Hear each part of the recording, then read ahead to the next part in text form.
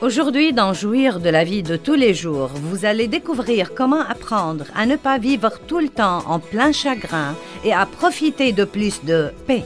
Restez donc à l'écoute pour l'émission d'aujourd'hui.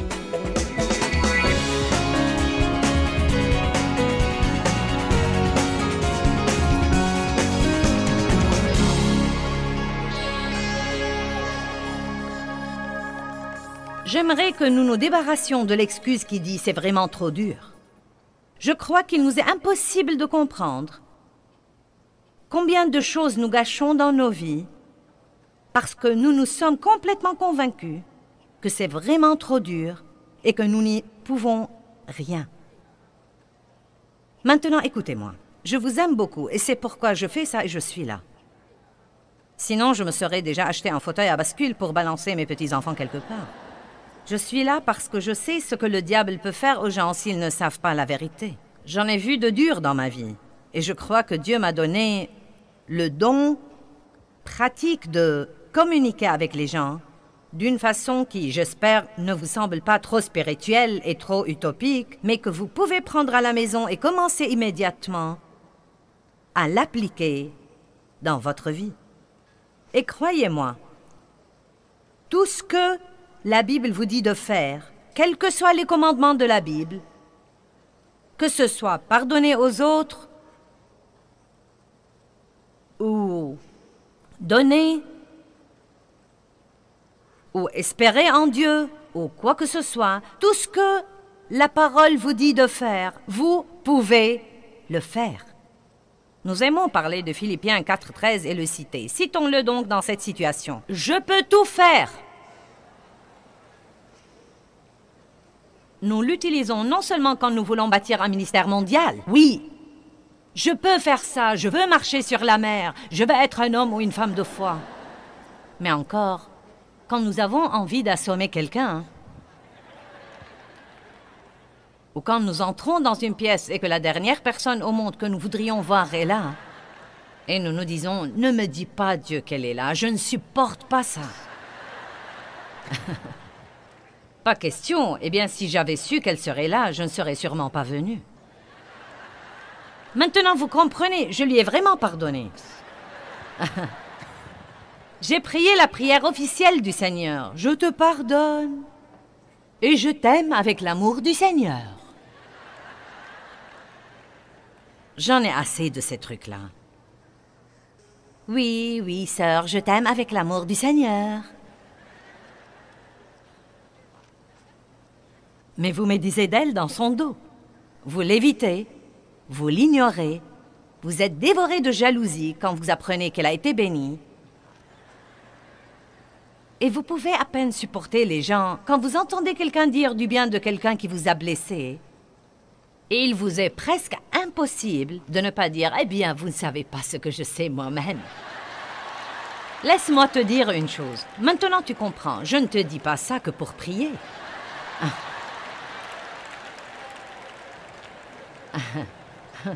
Non, mais vraiment. Je veux juste que tu pries. Laissez-moi vous dire une chose. Si vous ne saviez pas qu'elle allait venir à la fête et que Dieu vous y a pris, c'est un coup monté. Et vous feriez mieux de vous approcher et vous feriez mieux de lui parler. Et vous feriez mieux de dire « Dieu, je vais faire ça et je vais le faire pour toi parce que je ne veux pas mordre à l'hameçon du diable et vivre malheureuse et vivre fâchée et vexée pour quelque chose que je ne peux pas changer. Pourquoi vivre malheureuse pendant que la personne qui vous a fait du mal s'amuse bien quelque part et se fiche pas mal de votre malheur? Tout ce que vous faites maintenant, c'est que vous jouez son jeu. Avez-vous jamais remarqué comment les gens viennent parfois gâcher votre vie puis reprennent la leur, tout simplement. Et vous êtes égaré quelque part comme une épave de train, vous savez. Vous devez prendre une décision. Tu ne vas pas me faire ça. Tu ne vas pas me faire ça. C'est clair? Jésus-Christ m'a racheté. Oui, il m'a racheté de l'abîme et je ne vais pas y vivre, ni pour toi, ni pour qui que ce soit. Amen.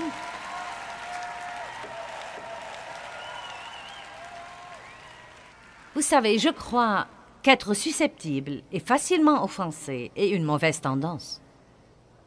Je ne crois pas qu'il y ait de la piété là-dedans. La Bible dit que l'amour n'est pas susceptible, et nous pensons qu'il n'y a pas de mal à ça. Eh bien, je suis susceptible. N'est-ce pas? Ouais, je suis une de ces personnes sensibles et susceptibles. Et vous savez, je n'y peux rien, je suis facilement blessée. Si, vous pouvez. Surmontez-le. Vous pouvez vous parler tout seul. Et vous pouvez, s'il le faut, tapisser le mur de votre chambre, de verser sur la paix et les conflits et l'unité et le pardon et l'amour. Combattez avec la parole de Dieu. Jacques chapitre 4, verset 6 m'a été d'un grand secours dans les premières années de ma vie avec Dieu. Et c'était avant de bien comprendre la grâce de Dieu. Mais c'était un des versets que Dieu m'a donné pour m'aider à comprendre la grâce de Dieu. Vous voyez, quand je suis blessée et fâchée et offensée et vexée, je peux m'en remettre, mais je ne crois pas que ce soit possible pour la détermination seule ou par la décision seule. Je crois que je dois recevoir la grâce de Dieu et sa puissance pour le faire. C'est pourquoi Hébreux 12, 15 dit « Faites attention les uns aux autres, prenez garde et veillez à ce que nul ne se prive de la grâce de Dieu, à ce que nul ne permette à la racine d'amertume et de ressentiment de s'enraciner en lui. » Donc il dit essentiellement, si je sais que quelqu'un vous a blessé depuis déjà une semaine et vous ne vous en remettez pas, et que vous en parlez toujours et que ça vous pose un problème, je devrais peut-être vous aider un petit peu dans votre vie spirituelle en vous encourageant à passer du temps avec Dieu pour recevoir assez de grâce, pour vous en remettre et aller de l'avant. Eh bien, j'ai lutté avec beaucoup de choses, et j'ai essayé de pardonner, et j'ai essayé d'être gentil, et j'ai essayé de me taire, et j'ai essayé d'avoir de bonnes pensées, et j'ai essayé, et j'ai essayé, et j'ai essayé. Et je suis finalement tombée sur Jacques chapitre 4, à partir du premier verset, d'où viennent les luttes et les querelles parmi vous. D'où proviennent les luttes et les querelles? N'est-ce pas de vos passions qui combattent toujours dans vos membres? Vous êtes jaloux et vous convoitez ce qu'ont les autres, et vous ne possédez pas. Et alors vous devenez meurtrier, car haïr est un meurtre pour vos cœurs. Wow! Qui peut dire wow? Vous avez d'ardents désirs et vous ne pouvez pas obtenir. Vous contestez donc et vous faites la guerre. Arrêtez-nous là pour un instant. Il dit, pourquoi toutes ces disputes, ces conflits, ces querelles, ces désaccords? Pourquoi ceux qui ont le Christ comme sauveur ne sont-ils pas heureux? Pourquoi ne marchent-ils pas dans l'amour? Pourquoi ne sont-ils pas contents? Et il dit, voici ce dont il s'agit. Il y a tous ces trucs que vous voulez et que vous n'avez pas. Et vous êtes jaloux de ceux qui les ont. Vous enviez ceux qui ont ce que vous voulez. Soyons honnêtes. Nous voyons la beauté des autres et nous leur envions leur beauté, et nous leur envions leurs cheveux, et nous leur envions leur voiture. Et nous leur envions leur ministère, et c'est une chose après l'autre. Nous leur envions leur liberté, nous leur envions leur vie de prière. Allez, je ne me parle pas toute seule. Et nous voulons ce que les autres ont. Et donc nous avons tous ces trucs qui se passent à l'intérieur de nous, et parfois nous ne pouvons même pas les aimer, parce qu'ils ont ce que nous voulons. Amen? Et bon sang, j'avais beaucoup de ces conflits dans ma vie. Et le désarroi et le chagrin et la susceptibilité. Et écoutez ce qu'il dit. Vous n'avez pas parce que vous ne demandez pas. Pourquoi avons-nous beaucoup de conflits? Car nous voulons faire que les choses se produisent au lieu de les demander à Dieu et de lui faire confiance comme quoi, si c'est bon pour nous, il ne le fera. Et s'il ne le fait pas, ce n'est pas qu'il refuse de le faire, mais qu'il a quelque chose de mieux et que nous ne sommes pas encore assez sensés pour savoir le demander. C'est incroyable ce qui arrive avec beaucoup plus de confiance et un peu moins d'effort. Puis il dit là, et c'est plutôt long et détaillé et je ne veux pas prendre trop de temps, mais il dit que vous ressemblez plutôt à des femmes infidèles. Vous avez une grande relation avec le monde et vous ne passez pas assez de temps avec Dieu. Et il dit que c'est une mauvaise tendance. Puis dans le verset 6, et ce verset a changé ma vie, mais il nous donne une plus grande grâce La puissance du Saint-Esprit. La puissance du Saint-Esprit. C'est quoi la grâce? C'est la puissance du Saint-Esprit qui nous aide à vaincre complètement cette mauvaise tendance et toutes les autres tendances. Parce que Dieu résiste aux orgueilleux, mais il donne la grâce aux humbles. Donc, qu'est-ce que cela veut dire pour moi sur un niveau personnel? Si je suis envieuse et jalouse et que je ne devrais pas l'être, je devrais passer du temps avec Dieu pour recevoir la grâce dont j'ai besoin, pour me débarrasser des tendances. Je ne m'en débarrasse pas seulement, je ne me sens pas simplement coupable car je l'ai. Mais je consacre un temps, que ce soit 5 minutes dans la salle de bain ou 1 heure dans mon cabinet de prière, et je prie pour cette chose. Dieu, tu dois m'aider. Aide-moi, Dieu. Aide-moi, aide-moi. Je ne veux pas être comme ça. Je ne vais pas être comme ça. Je refuse d'être comme ça. Je ne peux pas écouter les mensonges du diable. Eh bien, c'est vraiment trop dur, et ce n'est pas bien, et ce n'est pas juste, et vous ne comprenez pas, et je n'y peux rien. Je suis une personne susceptible. Vous tournez et tournez et tournez autour de la même montagne. Vous devriez dire, je peux faire tout ce que Dieu me dit de faire par le Christ qui me fortifie. Il me donne la grâce pour tous les jours de ma vie. Et non seulement la grâce, mais grâce sur grâce sur grâce sur grâce. S'il vous plaît, croyez-moi, quel que soit ce qui se passe dans votre vie, Dieu vous donnera la capacité d'être dans cette situation et de marcher dans le fruit de l'esprit et d'avoir toujours la joie et d'avoir toujours la paix si vous apprenez à demander son aide et à arrêter d'essayer de faire les choses vous-même. Mais tombez à ses pieds et dites, Dieu, tu dois m'aider. Tu dois m'aider, tu dois m'aider, tu dois m'aider. Je ne sais pas pourquoi en particulier. Eh bien non, mais je sais pourquoi. Vous visitez quelques endroits et vous sentez une opposition spirituelle différente de celle que vous sentez ailleurs. J'ai arrêté il y a longtemps d'essayer de comprendre pourquoi. Je pensais au début que c'était moi. Qu'est-ce qui ne va pas chez moi? Il y a quelque chose qui ne va pas chez moi. Où est mon onction? Qu'est-ce qui ne va pas chez moi? Et pour une raison ou une autre, ça a été un...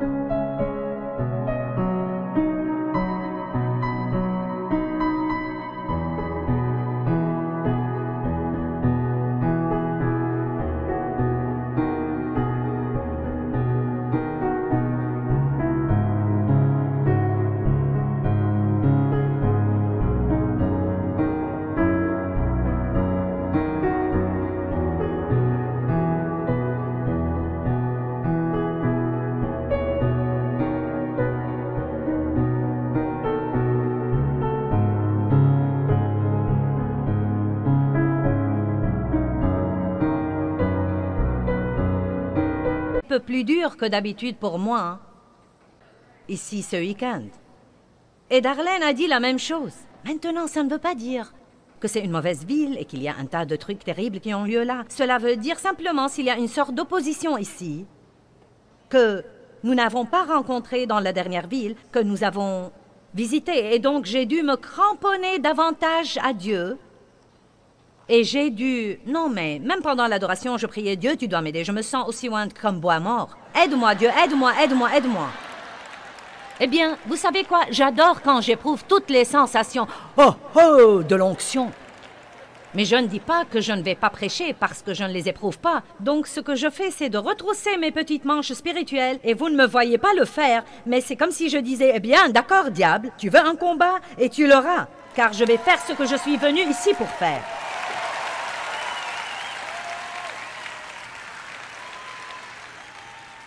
Et j'ai fait ça assez longtemps. Et vous savez, Darlene et moi avons déjà assez voyagé ensemble. Non, mais ça se voit quand elle le fait. C'est comme, d'accord, tu veux une bataille? Allons-y. Et vous priez encore plus fort. Et vous allez tous avoir des jours comme ça dans votre vie. Et laissez-moi vous dire ce qui arrive. En un temps pareil, je suis un peu plus susceptible. C'est plus facile de blesser mes sentiments. Donc le diable lance cette petite chose contre moi pour faire empirer les choses. Et vous savez, peut-être qu'il y a quelque chose que quelqu'un fait parfois et qui vous embête et qu'il n'a pas fait depuis 10 ans et il le fera aujourd'hui, car aujourd'hui est le jour où vous ne le voulez pas.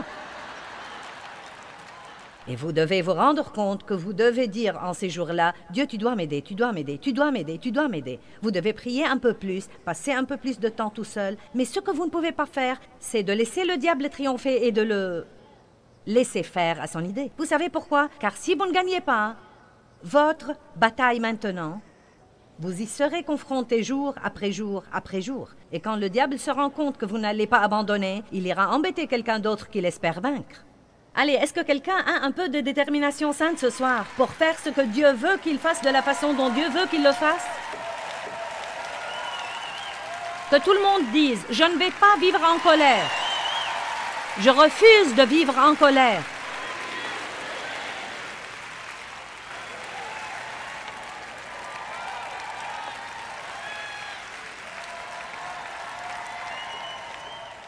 La prochaine fois que quelqu'un vous blesse et qu'il vous semble que vous ne pouvez pas vous en remettre, je parle sérieusement.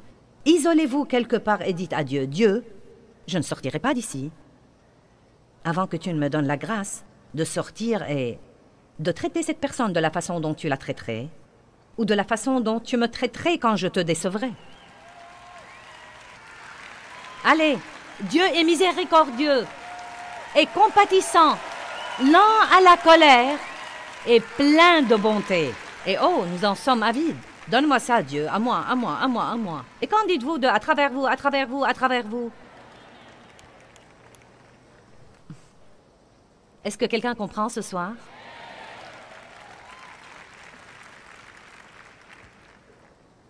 J'aimerais aller à Deutéronome 30 parce que si je ne vous le montre pas, vous n'aurez pas l'effet que j'aimerais que vous ayez.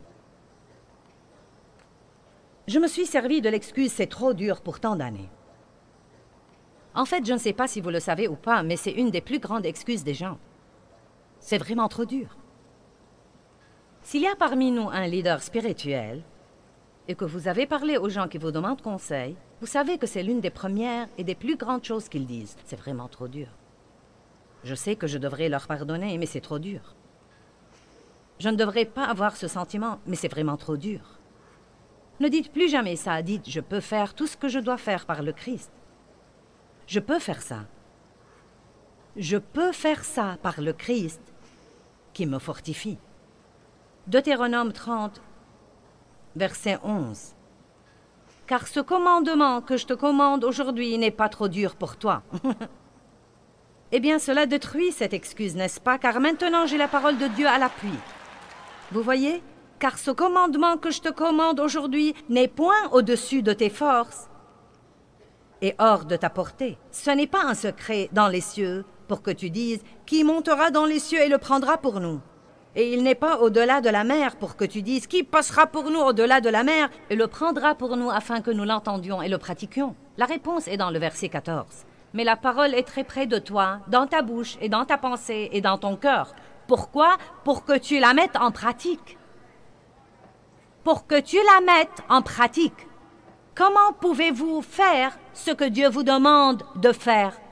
Non pas en trouvant des excuses et en disant « je ne peux pas », ni en étant mené par vos sentiments et vos émotions, mais en gardant votre cœur rempli de la parole, et en gardant votre bouche remplie de la parole, et en gardant votre pensée remplie de la parole, parce que la parole de Dieu, maintenant écoutez-moi, la parole de Dieu a une puissance inhérente à elle qui vous permet de faire tout ce que Dieu vous demande de faire si vous comptez sur la parole et non pas sur vous-même.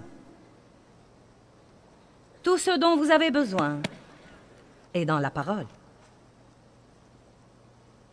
Vous ne marcherez pas dans la victoire juste en visitant l'église. Vous ne marcherez pas dans la victoire juste en écoutant quelques CD de temps en temps. Vous pouvez avoir tous les cantiques que Darlene a jamais enregistrés. Mais cela ne vous fera pas marcher dans la victoire. Vous pouvez écouter mes sermons Mais ce qui vous aidera à marcher dans la victoire, c'est quand vous commencez à combattre le diable avec les mots de votre bouche, quand vous commencez à prononcer la parole à haute voix, comme a fait Jésus. Luc 4. Jésus fut conduit par l'Esprit dans le désert où il fut tenté par le diable pendant 40 jours. Et lorsqu'ils furent accomplis, quand Jésus avait faim et il était fatigué et à bout de force, c'était un de ces jours comme les jours dont je vous ai parlé. Le diable l'a tenté. Il n'est pas bête, il choisit son temps. J'ai lu quelque chose de très intéressant cette semaine. Et j'ai trouvé que c'était très bon. Vous savez, nous avons un vrai problème aujourd'hui avec les gens. En fait, personne ne tolère la solitude. Les gens veulent être occupés et faire quelque chose et avoir un genre de bruit tout le temps, la télé, la radio, les bandes, la musique, ceci, cela, quelque chose d'autre. Mais nous avons besoin de solitude. Nous avons besoin de tous ces autres trucs, mais nous avons également besoin de solitude, de calme et d'être seuls. Nous avons besoin de tout éteindre et de permettre à l'Esprit de Dieu de nous toucher. Et je n'ai pas encore lu assez à ce sujet pour en parler intelligemment, mais c'était juste une partie d'un livre que je lis. J'ai trouvé que c'était très bon. Il dit, quand les gens se calment et qu'ils n'ont rien à faire. Maintenant, ce sont des gens qui ne connaissent pas la parole et dont la pensée n'a pas été renouvelée ou qui n'agissent pas en conséquence. Il dit, quand l'esprit de quelqu'un n'est pas occupé avec quelque chose d'autre, la première chose qu'il commence à faire, c'est de penser à tout ce qui ne va pas, à tout ce qu'il n'aime pas, comment il a été maltraité, à quel point il est malheureux, et il commence juste à se sentir pire et pire et pire, et peut même être déprimé et avoir toutes sortes d'étranges pensées. Et c'est pourquoi, parfois, si quelqu'un est déprimé, nous lui disons « Sors de la maison et va faire quelque chose ». C'est incroyable ce que vous pouvez être de mauvaise humeur, et tout d'un coup, vous allez quelque part, et vous savez, vous redevenez comme un petit campeur heureux. C'est tout ici, dans la tête. C'est ce que nous font nos pensées. Ce n'est pas étonnant que la Bible dise de méditer la parole de Dieu jour et nuit. Cela ne veut pas dire que vous ne pouvez pas penser à autre chose, mais que vous devez passer du temps à méditer la parole et à tourner et retourner ces versets dans votre esprit. Si vous êtes une personne susceptible, ne dites pas 400 fois par semaine « je suis susceptible ».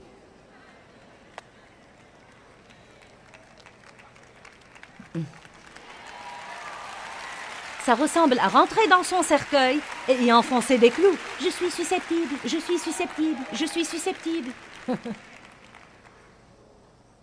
Eh bien, je n'y peux rien, je suis facilement blessée. Vous savez, je sais que je devrais pouvoir leur pardonner, mais ce qu'ils ont fait n'est pas bien, et je n'y peux rien, ce n'est pas bien. C'est vraiment trop dur, trop dur, trop dur. Non, vous devez dire ce que dit la parole. Quand le diable a dit à Jésus « Yak, yak, yak, yak, yak, yak », Jésus lui a dit « Il est écrit ». Et laissez-moi dire une chose, mes chers. Quand vous ouvrez votre bouche et que vous commencez à dire à haute voix ce que vous avez entendu à l'église et ce que vous avez entendu dans les CD et ce que vous avez entendu à la télé et ce que vous avez entendu à la radio, quand vous vous impliquez et que votre bouche devient l'épée tranchante du Seigneur, vous allez gagner des batailles. Vous vous parlez tout seul, en tout cas, et vous feriez aussi bien de commencer à dire quelque chose qui va vous aider.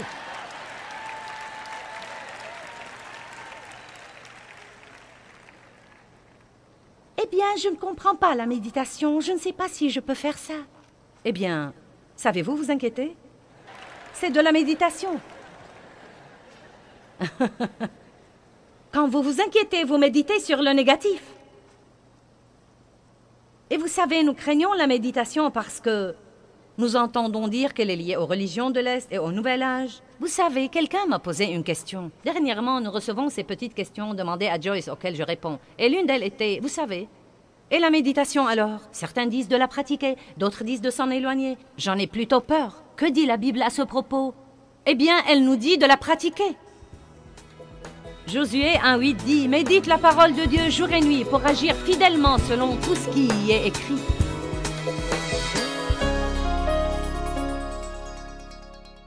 Eh bien, mes amis, la grâce de Dieu est sans aucun doute un don de Dieu gratuit et puissant que tout croyant dans le corps de Christ peut recevoir pour tous les aspects de sa vie.